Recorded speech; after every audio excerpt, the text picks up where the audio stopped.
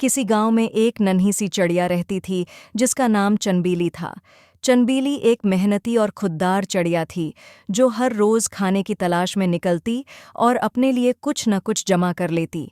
मगर एक दिन ऐसा आया कि गांव में शदीद बारिशों की वजह से फसलें तबाह हो गईं और खाना मिलना मुश्किल हो गया। चनबीली कई दिनों तक उड़ती रही, लेकिन उसे कहीं भी दाना या खुराक नहीं मिल सका। उसकी हालत बिगड़ने लगी और भूख से उसका जिस्म कमज़ोर होने लगा। एक दिन भूख से ढाल होकर चनबीली एक बड़े पेड़ की शाख पर बैठी और आंसू भरी आंखों से अल्लाह से दुआ करने लगी, या अल्लाह, मेरी मदद कर, मैं बहुत मजबूर हूँ। अचानक चनबीली ने पेड़ के नीचे कुछ हलचल महसूस की।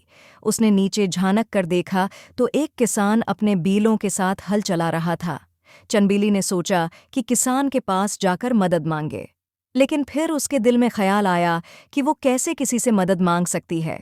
वो तो हमेशा अपनी मेहनत से अपना रिज़्क कमाती थी। कुछ देर सोचने के बाद चनबीली ने हिम्मत जमा की और किसान के करीब उड़कर जा पहुंची। उसने किसान से कहा, किसान भाई, मैं बहुत मजबूर हूँ, कई दिनों से भूखी हूँ, क्या आपके पास मेरे लिए कुछ दाना या खुराक होगा?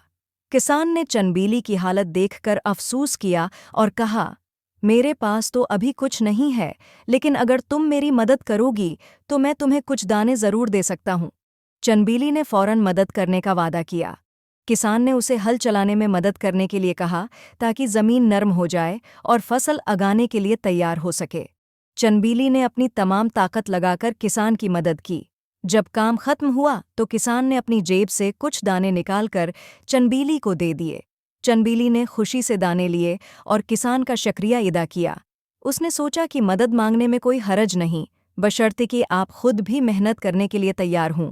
कहानी का सबक: कभी कभी ज़रूरतमंद होने पर मदद मांगना भी ज़रूरी होता है, लेकिन उसके साथ साथ मेहनत और कोशिश को भी तर्क नहीं करना चाहिए।